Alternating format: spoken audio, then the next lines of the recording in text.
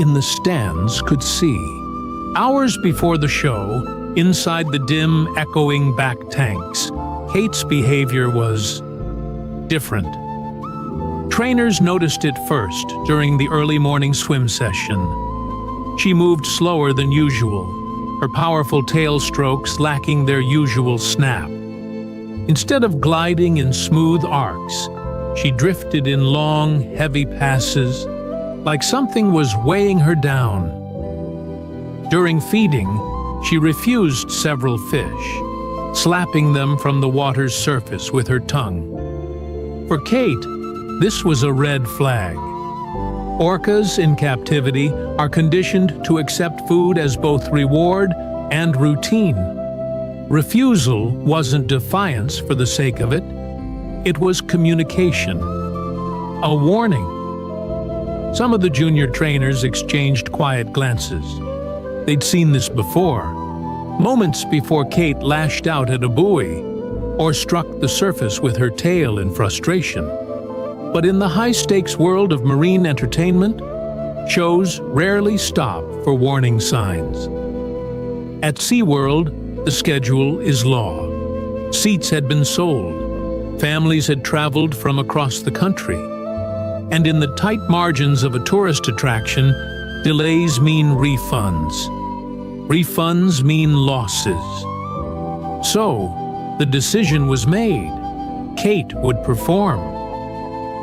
In the minutes before the gates opened, Jessica stood at the viewing window in the medical pool area, watching Kate. Her arms were folded, wetsuit clinging to her frame, droplets still running down her hair from a pre-show swim. Kate floated just below the surface, one eye fixed upward, on Jessica. To an outsider, it might look like affection.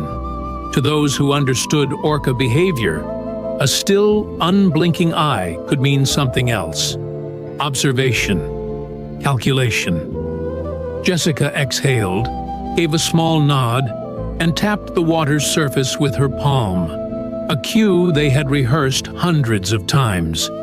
Kate responded, gliding forward, pushing her rostrum out of the water with a deep, vibrating exhale that sprayed Jessica's arms. Jessica smiled. "Good girl," she whispered. At 1:20 p.m., the show began. The gates opened, and the audience flooded into the stands, the chatter echoing through the stadium like surf against cliffs. Trainers in bright wetsuits jogged onto the platforms, waving and greeting the crowd. Music swelled from the speakers, something bright, energetic, meant to pull every wandering eye toward the pool. Jessica walked out onto the slide-out platform, microphone clipped to her wetsuit, her steps confident and deliberate. She scanned the stands, thousands of faces, phones already raised. Then her gaze shifted to the deep blue of the main pool. Kate floated nearby, her vast black and white form breaking the surface with an elegance only a predator could possess.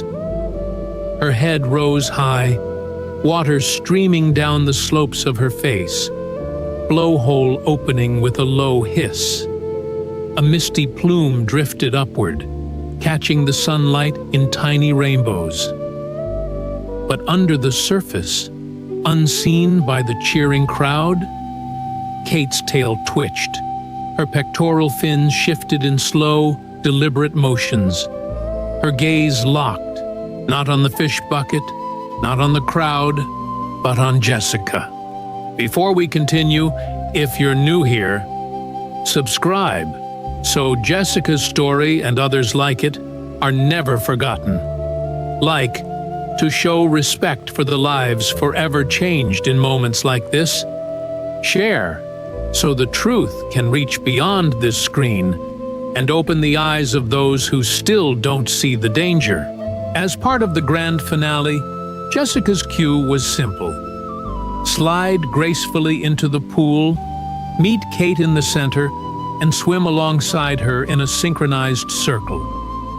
An elegant, well-practiced move they had performed hundreds of times. It was